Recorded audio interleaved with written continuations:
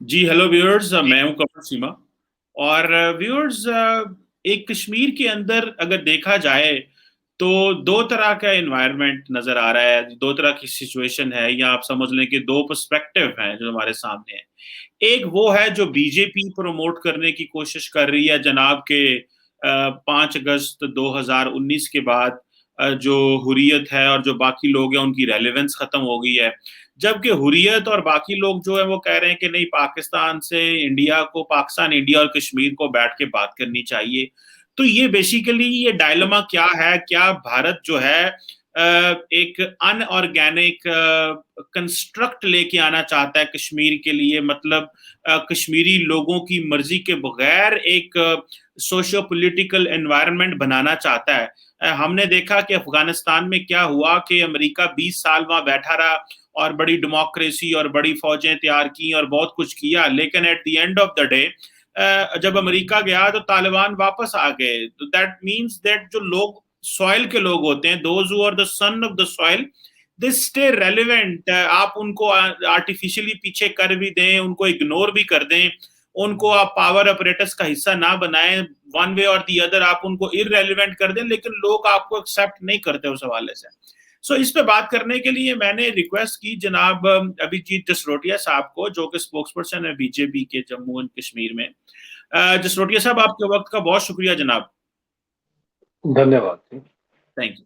अच्छा, ये बताइएगा कि आप कहते हैं कि जो हुर्रियत की वैल्यू खत्म हो गई है, लेकिन आप नहीं समझते कि ये जो आप कह रहे हैं या जो बीजेपी अपना नैरेटिव बिल्ड करने की कोशिश कर रही है, ये बेसिकली अपने आप ये तो कश्मीर की आवाम ने फैसला करना है ना। आप जो पार्टी नैरेटिव बिल्ड करेगी विद फोर्स, उसकी आप समझते हैं कोई वैल्यू होगी और लोग आपकी बात मानेंगे? देखिए कंवर जी साहब, मेरी और आपकी हमेशा इसी बात पे, पहले भी आप देखें हमारी राय जो है वो बड़ी मुख्तलिफ रहती है। क्योंकि मैं जम्मू कश्मीर में रहता हूँ, कश्मीर में भी होता हूँ।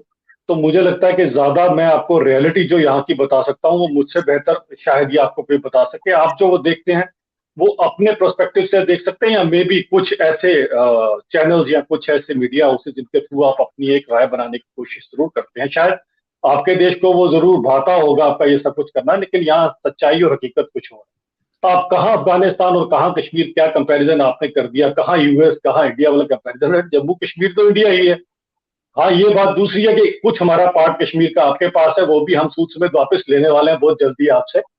चलो उसमें तो बाद में जाएंगे हम लोग। लेकिन बात ये आती है कि जो आप हुर्रियत की बात कर रहे हैं कि हुर्रियत किस तरह से वहां पर अपना, मैंने जो आर्टिकल भी मेरा एक ट्रिब्यून पे आया है, किस तरह से मैंने कहा कि वो इररेलेवेंट होगी। इररेलेवेंट होने का मतलब ये है कि 5 अगस्त 2019 के बाद अगर आप देखें तो इनकी तरफ से ऐसा कोई एक्टिविटी हो भी नहीं पाई, ये इन्होंने कुछ किया भी नहीं है ऐसा। कहीं ना कहीं शायद आप लोगों को लगेगा पता नहीं इनको कितना डरा कर या क्या किया गया है। ये अपना रेलेवेंस उस दिन के बाद खो चुके हैं, और इन जैसी कई ऐसी जमातें या कई ऐसी पॉलिटिकल पार्टीज जो कहीं ना कहीं आपके वहां की मुखालफत, आपके वहां की जो बात करती थी, वो सबकी सब इरेलीवेंट हो गई। क्योंकि कश्मीर के लोगों को ये चीज पता चल गई कि 5 अगस्त 2019 के उस ऐतिहासिक दिन के बाद 370 वाला जो मसला वो हमेशा के लिए दफन हो गया। अब जो मुर्दा दफन हो जाता है वो वापस तो कभी उठकर आता नहीं है। तो ये कश्मीर के आम नागरिक को बड़े अच्छे से समझ आ गया। लेकिन कुछ पॉलिटिकल पार्टी जिन्होंने इतने सालों से, पिछले 3-4 दशकों से अपनी सियासत इस पर चलाई थी 370 और 35 को लेकर, वो बेचारे अभी भी उस चीज को बोल नहीं पा रहे, क्योंकि उनके पास इसके अलावा तो कुछ है नहीं है लोगों को वहां पर बताने के लिए। इसी कारण ये जो लोग हैं अभी ऐसी बातें करना शुरू हो गए। और खैर इतनी देर की चुप्पी हुर्रियत की रही, लेकिन अभी थोड़े दिन पहले वो भी यही राग लापना शुरू हो गए, जो आज से पहले कहीं और बातें किया करते थे, कोई सेपरेटिस्ट वाली बात किया करते थे, कोई टेररिज्म वाली बातें किया करते थे। अब उनको भी आहिस्ता आहिस्ता वो जो मेन स्ट्रीम पॉलिटिकल पार्टीज है उनकी लाइन को उन्होंने टो करना शुरू कर दिया। इसका रीजन ये है कि उस ऐतिहासिक दिन के बाद ये जो हुर्रियत है खासकर, ये इररेलेवेंट होना शुरू हो गई कश्मीर में, और नियर अबाउट इररेलेवेंट हो चुकी है। अब ये लोग अपना रेलेवेंस शो करना चाहते हैं, क्योंकि एक चीज कश्मीर के लोगों को बड़ी अच्छी समझ आ गई कि आज 2 साल हो गए, इनकी तरफ से कुछ क्यों नहीं हो रहा। उसका कारण ये था कि कहीं ना कहीं ये लोग पेड एजेंट्स थे, और जब किसी को सैलरी देना बंद कर दो तो कम कोई नहीं करता। अब ये नहीं है कि आपके वहां से तनख्वाह बंद हो गई, तनख्वाह तो आ रही थी, तक पहुंच नहीं रही है। अब वो पहुंचेगी कैसे? हम लोगों ने एक चीज का चेक रखा है कि ऐसा लीगल पैसा कोई भी ना आए। तो इस कारण बिना सैलरी के कोई काम नहीं करता, तो हुर्रियत वाले बेचारे जो अब बेरोजगारी की तरफ जा रहे हैं, तो अब उनको जी। लग रहा है कि हम भी कहीं ना कहीं थोड़ी बहुत ही सियासत करें ताकि रेलेवेंस रहे हमारा भी कश्मीर के अंदर, इसीलिए वो ऐसी बातें कर मैं आपने जो अभिजीत भाई आपने ये जो बात की ये जो पैसों वाली बात की, आपने कहा कि पाकिस्तान इनको फंड करता है, पाकिस्तान से ये पैसा लेते हैं। आप क्या समझते हैं कि क्या कोई पाकिस्तान कितने को, अगर फॉर एग्जांपल आपकी बात मान लिया जाए कि जो पाकिस्तान पैसे देता है, क्या पाकिस्तान अगर पिछले 75 साल से, एज यू ब्लेम, 75 साल से इनको पैसे दे रहा है, क्या इंडिजिनस लोग जो लोकल्स हैं कश्मीर के वो आपके खिलाफ नहीं खड़े होते? क्या आपकी फौज कश्मीर में इतनी हैवी प्रेजेंस किस बात पे है? क्या आप ये समझते हैं कि जो कश्मीरी हैं, जब आप दिल्ली से बैठ के कश्मीर के लिए, आज भी दुनिया 21वीं सदी में पहुंच गई है और आप दिल्ली में बैठ के फैसले करते हैं और कश्मीरी उसको ऑन नहीं करते, आपको कर्फ्यू लगाने पड़ते हैं, आपको कम्युनिकेशन ब्लैकआउट करना पड़ता है, आपको लोगों को घरों में नजरबंद करना पड़ता है। आप समझ रहे हैं ये पाकिस्तान पैसे दे रहा है तो वो कर रहे हैं, या कि ये वो लोगों का एक इंटरनल जाती मामला है, वो समझते हैं कि हमारे साथ नाइंसाफी हो रही है? मतलब आप, ठीक है प्रोपेगेंडा करें, मैं नहीं कहता ना करें, ठीक है बीजेपी का हक बनता है ये कहना, क्योंकि वो अपनी पॉलिसी को चाहते हैं ना फॉलो कर, वो अपनी पॉलिसी को इम्प्लीमेंट करना चाहते हैं। लेकिन अभिजीत भाई, वहां के लोकल्स की डिजायर और है, अगर वो डिजायर ना हो तो आपने जो इकदाम लिए उनको कह कर लेना, वो खुद कदम उठाए ना। आप क्यों दिल्ली से बैठ के कदम उठाएं? इल्जाम आप पाकिस्तान पे पैसों का लगाते हैं। How do you see this? देखिए कवरजी साहब, ऐसा है, सबसे पहली बात, आप 70-75 साल की बात ना करें। पहली बात यह है कि 47 में क्या हुआ था वो आपको भी बड़े अच्छे ढंग से पता है। तब तो यहाँ पर किसकी रियासत थी? महाराजा हरि सिंह की रियासत थी। तब उस समय जब कवालियों ने आकर जो भी किया यहाँ पर, वो हिस्ट्री आप भी बड़े भले भांति उस चीज को जानते हैं। तो ये प्रॉब्लम तब नहीं थी, तब ये बिल्कुल प्रॉब्लम नहीं थी। और उसके बाद जब ये आपस में हमारी जो भी हिंदुस्तान पाकिस्तान का युद्ध हुआ, उसके बाद जो कुछ हुआ वो भी आप बड़े अच्छे से जानते हैं। मैं उसमें इतिहास में जानना नहीं चाहूंगा क्योंकि हमारा टाइम डिबेट का बड़ा लिमिटेड सा रहता है। बात यह आती है प्रॉब्लम कब शुरू हुई है? प्रॉब्लम ये शुरू हुई है 80-85 के बाद, 85-87 के बाद, जब पूरी दुनिया में ही आप देखें कहीं ना कहीं वो जो सो कॉल्ड वहाबिज्म का कंसेप्ट रखने वाले लोगों ने हर एक मुल्क में ये काम शुरू कर दिया। भले वो आप कोई भी अफगानिस्तान की एग्जांपल ले लीजिए, आप बाकी एग्जांपल्स ले लीजिए, जितने कंट्रीज हैं उनके अंदर ये प्रॉब्लम होना शुरू हो गई। कहीं ना कहीं उस चीज के अंदर वो कंसेप्ट जो है यहाँ पर भी प्रमोट करने की कोशिश की। दुर्भाग्य हमारे उस समय की सरकारों का रहा, मैं इसमें कोई चुप नहीं कहूंगा इसमें मैं, क्योंकि वो 87 के अंदर जो पाकिस्तान में एमयूएफ, जो कश्मीर में एमयूएफ बनी थी, उसके साथ नाजायज किया गया था, इसका तो मैं भी मानता हूँ और आपके चैनल पर मैं बड़ी जिम्मेदारी से कह रहा हूँ। उस समय की वो एमयूएफ थी, अगर वो पॉलिटिकल प्रोसेस में आ भी रही थी, वो पॉलिटिकल प्रोसेस में आए भी थे वो लोग, काफी लीडर्स थे उसके अंदर, जो बाद में कुछ सेपरेटिस्ट हो गए, कुछ आज आपके वहां पर मेहमान बने हुए हैं। तो ये जो लोग थे, इनके साथ रिगिंग की गई, उस समय की सरकार ने जीते हुए को हराया, हराए हुए को जिताया, ऐसी जो प्रॉब्लम उस समय हुई, उसके कारण ये जो है आगे ये कंसेप्ट प्रमोट होता गया। फिर पाकिस्तान को मौका मिल गया। अब पाकिस्तान तो कभी भी हिंदुस्तान को सुख शांति से रहने देने वाला मुल्क तो है नहीं। अगर ऐसा होता तो जरूर FAT पहले आपको अपनी ग्रे लिस्ट पे रखते, ये भी आप भली भांति जानते हैं। तो वो जो वहां से फिर पाकिस्तान ने ये प्रोपोगंडा शुरू किया। अब आप बोलते हो पैसे देने की बात, सभी को पैसे देने की क्या जरूरत है जी? 5-10 मेन मेन को पैसे दे दो, जिनके बच्चे आज फॉरेन में पढ़ रहे हैं, जो खुद ऐश की जिंदगी जीत रहे हैं, मजा ले रहे हैं अपनी लाइफ का। बाहर के तो बेचारे गरीबों के बच्चे, जिनके हाथों में इन्होंने हथियार थमा दिए, आज अगर 2 साल से आप नहीं कुछ बोल रहे, ये कहते हैं चलो मान लेते हैं आपकी बात, इनके ऊपर प्रतिबंध लगा है, इनको हमने, हमारी सिक्योरिटी फोर्सेज ने टाइट कर रखा है।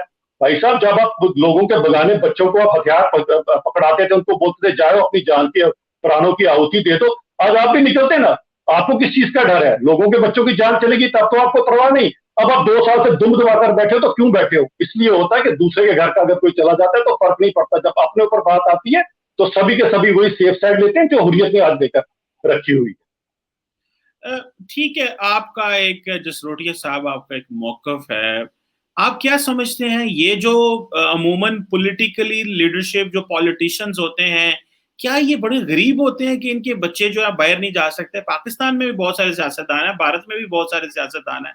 अगर किसी का सियासतदान का बच्चा या किसी फौजी का बच्चा या किसी ब्यूरोक्रेट का बच्चा बाहर पढ़ने के लिए चला गया, तो अब आपने कह दिया जनाब के देखो ये जो टॉप लीडरशिप है ना, ये अवाम को लोगों को कह रही है जिहाद करो, और खुद इनके बच्चे जो हैं वो बाहर जो है वो पढ़ रहे हैं। जसरोटिया साहब, आप ठीक है, आपका काम है तनकीद करना इनके ऊपर, लेकिन मुझे जसरोटिया साहब ये बताएं कि कश्मीरी बार बार बार बार, एक नहीं, दो नहीं, चार नहीं, 7 दहाइयों से क्यों इंडिया को रेजिस्ट कर रहे हैं? क्यों? ऐसा वो क्या है? वो ऐसा क्या है? आपने इल्जाम लगाया वहाबीज्म के ऊपर, वो जी वहाबीज्म आई, इंपोर्ट हुई तो वो सारा हुआ। ये फंडामेंटली सवाल,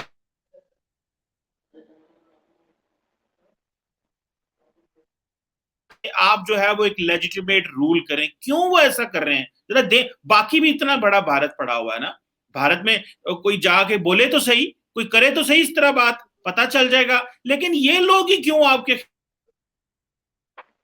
होते हुए इसका जवाब सुने?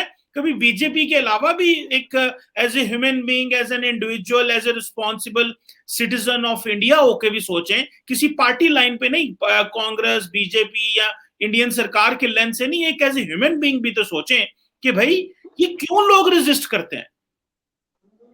चले कमर चीमा साहब, ऐसा है कि सबसे पहले मैं एटलीस्ट आपको बताऊंगा, मैं जो बात करता हूँ एकदम ह्यूमैनिटेरियन ग्राउंड्स पर ही करता हूँ, क्योंकि मैंने सच में वो चीज देखी है। मैंने जेलम में जितना खून देखा है वो शायद आपने नहीं देखा होगा।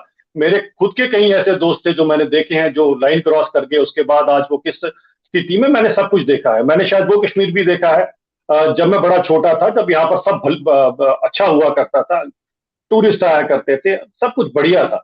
मैंने वो चीज बड़े भली भांति देखी, और जो दुख तकलीफ मैंने देखी है लोगों की वो किसी ने नहीं देखी होगी। लेकिन ये चीज हुई क्यों?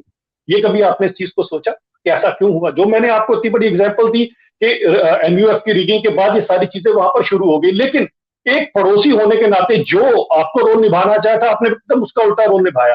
अब आपके सामने ये लोग कहां से टेररिस्ट लेकर, कहां से ट्रेनिंग लेकर आते हैं, क्यों आते हैं, ये भी आपको भली भांति पता है। इसमें कसूर आपका भी है कमर चीमा साहब। अगर आज आप चार बातें अगर इसको मान लेंगे तो आपके देश का आपको हालात पता है, शाम तक क्या होगा वो आप भी भली भांति जानते हैं। आपके वहां पर किस चीज का रूल चलता है, कौन चलता है, कितने पॉलिटिकल पार्टी वहां रेलेवेंट है, और कितनी आपकी आईएसआई और आर्मी रेलेवेंट है, वो बड़े भली भांति जानते हैं। खैर मैं उसमें नहीं जाऊंगा, मैं आता हूँ बात इनके अंदर। रजिस्ट कोई नहीं कर रहा, रजिस्ट वही कर रहे हैं जिनको पे रोज पे थे, अब वो पे रोज बंद हो गए।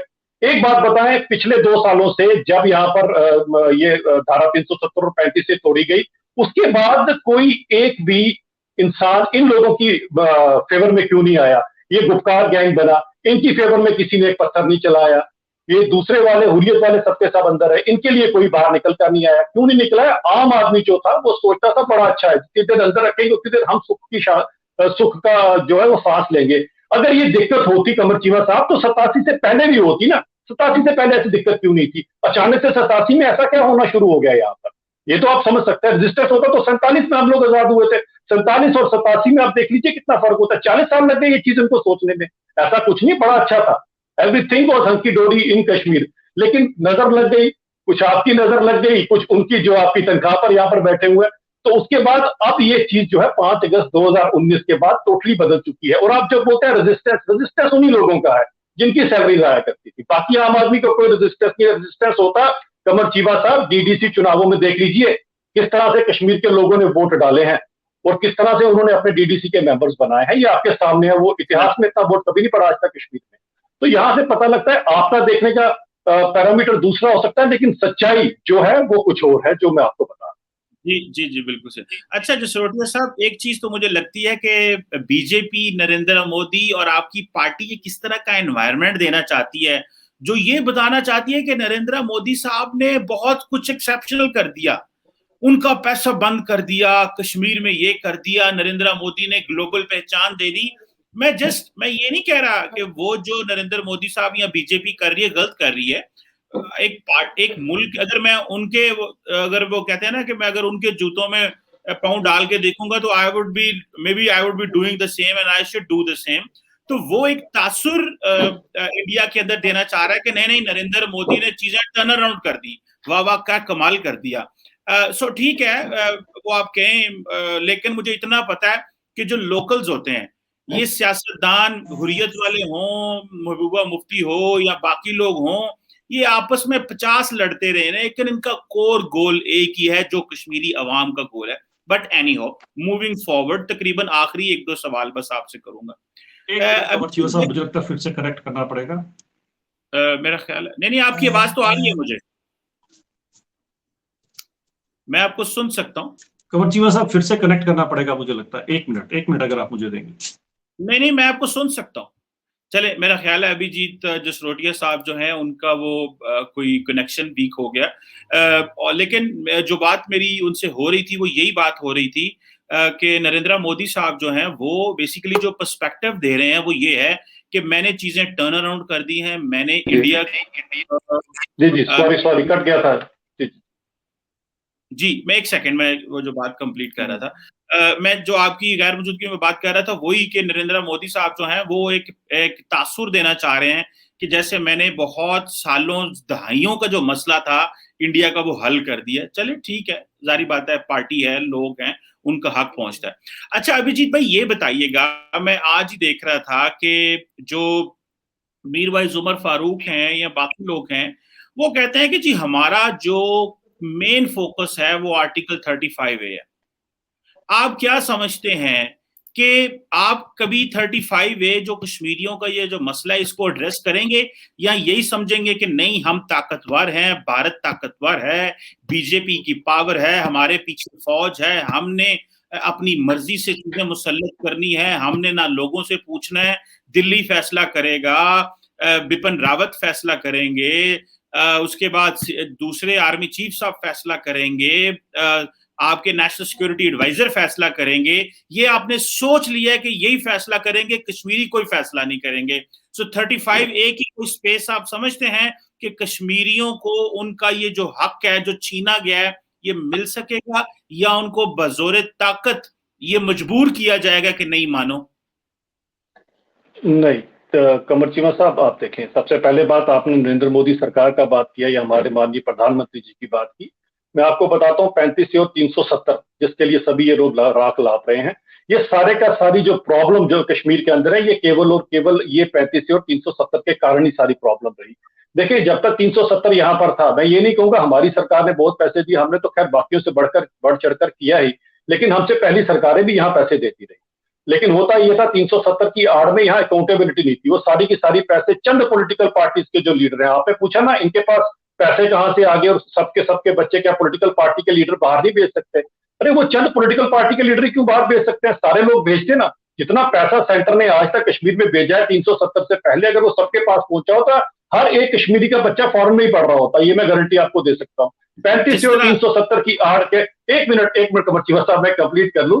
35 और 370 की आड़ के अंदर अकाउंटेबिलिटी दी थी, जो पैसा होता था चंद वो मोटे मोटे हुआ करते थे लोग जो अपनी जेबों में डाल लिया करते थे। अब रही बात 370 टूटने के बाद और नरेंद्र मोदी जी की, हमारी मोदी सरकार ने जो भी पैसा भेजा कश्मीर के अंदर, सबसे पहला पैसा अगर कश्मीर के आम नागरिक की जेब में आया तो जो सबसे पहली बाढ़ आई थी वहां पर उस समय आया था, वो सबसे पहले कश्मीर के लोगों ने देखा कि सरकार का पैसा भी हमारे पास पहुंचता है। आज अगर कश्मीर में पैसा आ रहा है तो हिंदू की जेब में भी आ रहा है, मुस्लिम की जेब में भी आ रहा है। आप पूछ लीजिए कश्मीर के अंदर, पता लगा लीजिए, आपको पता चल जाएगा कि जो इंसाफ हो रहा है सबके साथ इंसाफ हो रहा है। तो ये कहना कि जबरदस्ती सब कुछ किया जा रहा है, जबरदस्ती चंद उन पॉलिटिकल पार्टी जो लाइन टो करती हैं आपकी और चंद वो हुर्रियत के लीडर हैं।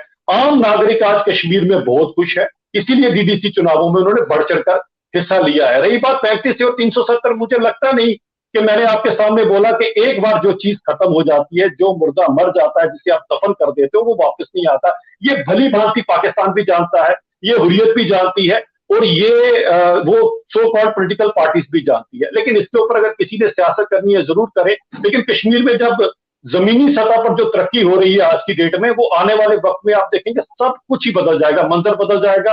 कुछ हद तक वही होगा जो 87 से पहले यहाँ पर कश्मीर में जैसा मंजर था, रात उससे भी अच्छा होगा। ओके, आपने दो बातें की, बस वो हल्की सी मेरे जेहन में है, वो मैं उसी पे बात करना चाहता हूँ। आपने कहा जितना पैसा सेंटर ने भेजा है कश्मीर में, आज कश्मीर का हर बच्चा जो है ना वो बाहर पढ़ सकता था।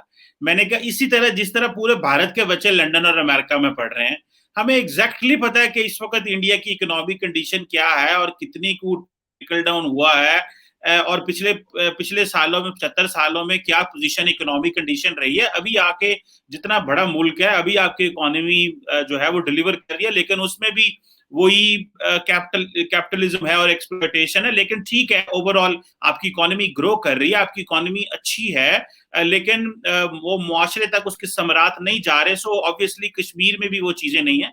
और दूसरा अभिजीत भाई, एक पॉइंट मैं और कहूंगा, आपने जो बात की, मेरे ख्याल से अभिजीत भाई, कोई भी डेमोक्रेटिक सोसाइटी हो, कोई भी पॉलिटिकल सोसाइटी हो, कोई भी ऐसा मुल्क हो जिसमें आपका जो मेजर पॉलिटिकल फ्रेमवर्क है वो डेमोक्रेटिक हो नेचर में, उसमें हमें रिजिड नहीं होना चाहिए, and we should listen to people.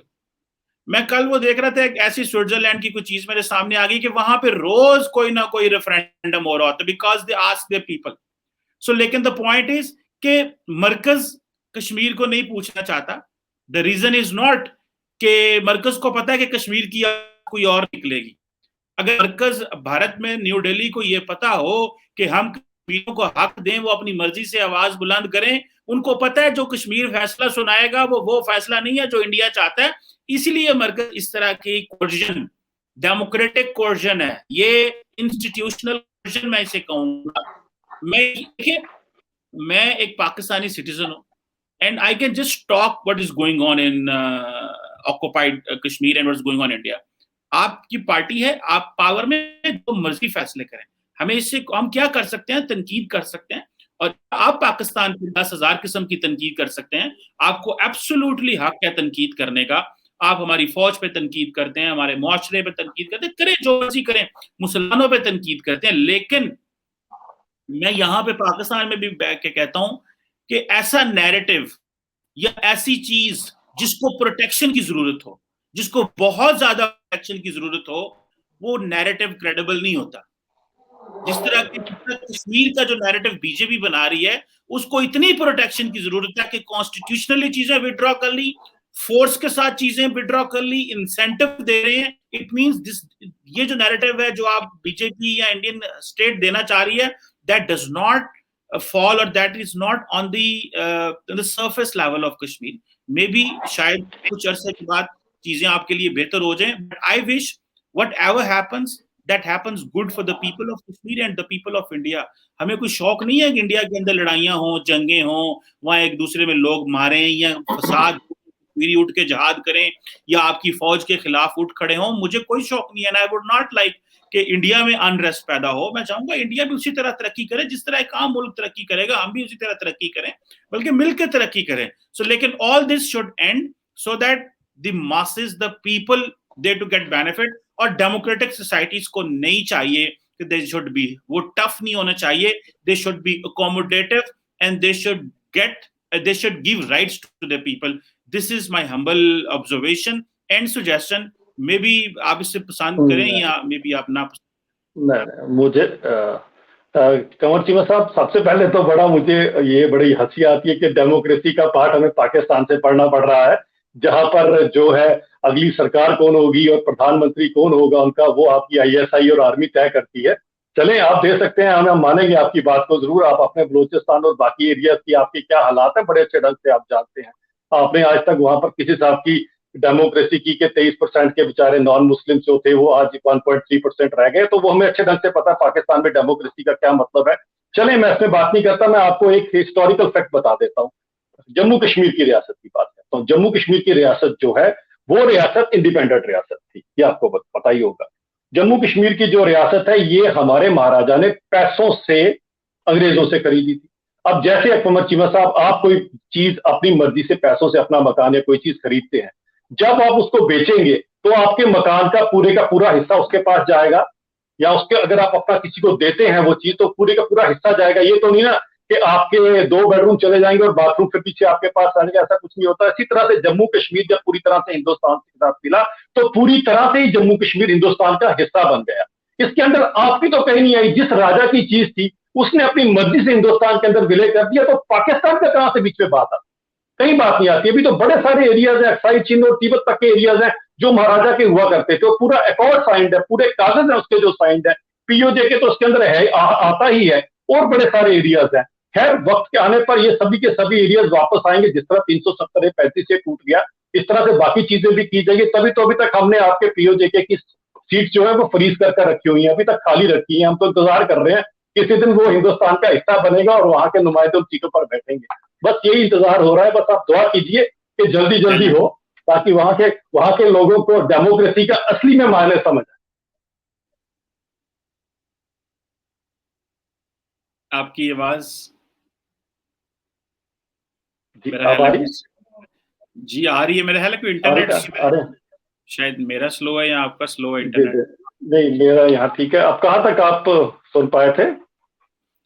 मेरा ख्याल है बस अभी ये 5-10 सेकंड पहले ही आपकी बात बंद जी जी जी जी जी तो ठीक यही है। अभिजीत भाई, आपने तनकीद की हमारी ISI पे, बलोचिस्तान पे, आपका हक है। मैं नहीं कहूंगा आप क्यों तनकीद कर रहे हैं। पाकिस्तान में डेमोक्रेसी है, लोग अपने डेमोक्रेटिक राइट एक्सरसाइज कर रहे हैं। आपका काम है कि आप हमें तनकीद करें, आप जो मर्जी तनकीद करें, हम आपको नहीं कहेंगे। लेकिन बस इतना कहूंगा कि कश्मीरियों को भी हक दें कि वो भी आप पे तनकीद करें, उनको मारे ना। जिस तरह आप हमारे ISI पे तनकीद करते हैं, करें तनकीद ISI पे, आप करें कंट्रोवर्शियल। जारी बात है, जो मजबूत चीज होती है, जो इसने हमारी रियासत को प्रोटेक्ट किया, उस पर आप तनकीद नहीं करेंगे। आप जारी बात है, आप हमारी किसी पुलिस पे या कोई पाकिस्तान के रजाकारों पे तनकीद तो नहीं करेंगे, आप ISI पे तनकीद करेंगे ना, because that does not let India कि वो पाकिस्तान में कुलभूषण यादव भेजने में वो रुकावट है ISI। तो फिर जारी बात है तनकीद तो होगी ही उसी पे। But anyhow, thank you very much Abhijeet Jasrotia साहब for your understanding and making us help to understand कि आप बीजेपी क्या सोच रही है और जम्मू में क्या हो रहा है और कश्मीर में क्या हो रहा है। Thank you very much. Thank you so much sir. Thank you.